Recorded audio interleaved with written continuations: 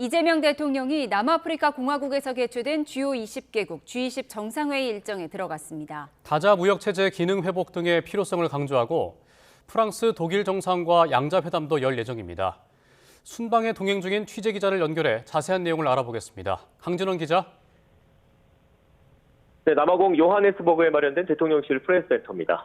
네, 먼저 G20 정상회의와 관련한 이 대통령의 오늘 일정부터 정리해 주시죠. 네, 우리 시각으로 오늘 새벽 남아공 요하네스버그에 도착한 이재명 대통령이 G20 정상회의 일정을 시작했습니다. 한국 시각으로 오전 10시쯤 회의장에 도착했습니다.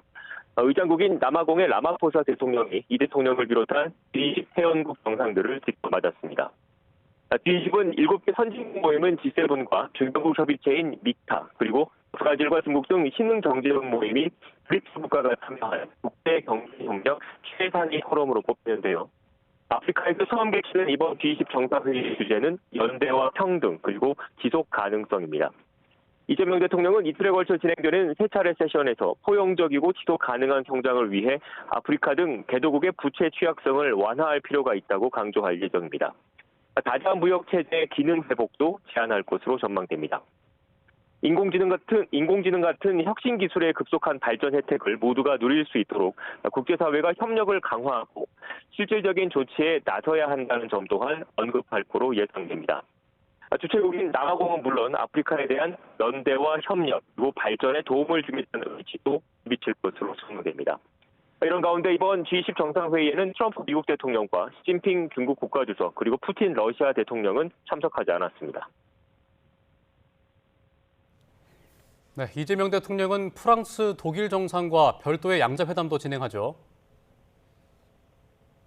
네, 그렇습니다. G20 회원국인 프랑스의 마크롱 대통령과 독일의 메르츠 총리도 이곳 요하네스버그에 왔습니다. 이 대통령은 G20 정상회의 일정 중간에 두 나라 정상과 따로 만나 양국 관계 발전 방안을 논의할 예정입니다. 이 대통령과 두 정상이 공식적으로 회담하는 건 모두 이번이 처음입니다. 내년 수교 140주년을 앞둔 프랑스의 마크롱 대통령과는 최근 국제 정세와 여러 경제, 안보 현안을 다룰 것으로 보입니다. 유럽 내 한국의 최대 교역국이자 우리나라처럼 제조업 강국인 독일의 메르츠 총리와는 국제 경제 질서 변화 관련 협력 강화 방안 등을 논의할 것으로 전망됩니다. 이 대통령은 한국이 포함된 중견국 협의체죠. 믹타 회원국의 정상들과 회동도 진행합니다. 멕시코와 인도네시아, 한국, 튀르키예, 호주 등 5개 국가로 구성된 믹타는 올해 우리나라가 의장국입니다. 이 대통령은 G20 정상회의를 계기로 마련한 믹타 정상회동에서 다자주의 강화와 국제협력 촉진 대책 등을 주도할 것으로 보입니다. 지금까지 남아프리카 공화국 요하네스버그에서 YTN 강진원입니다.